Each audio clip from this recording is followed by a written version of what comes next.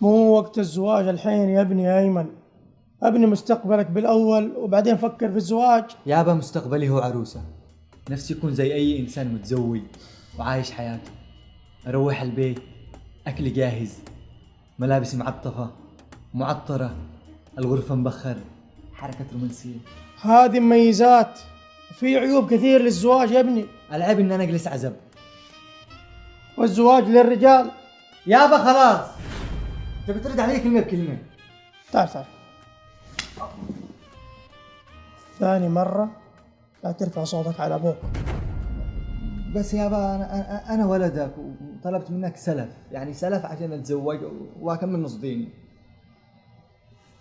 يا ابني أيمن، أنا لو عندي ما قصر معاك، وراح أحقق لك كل اللي نفسك فيه، لكن أنا بنصحك نصيحة وللمرة الألف: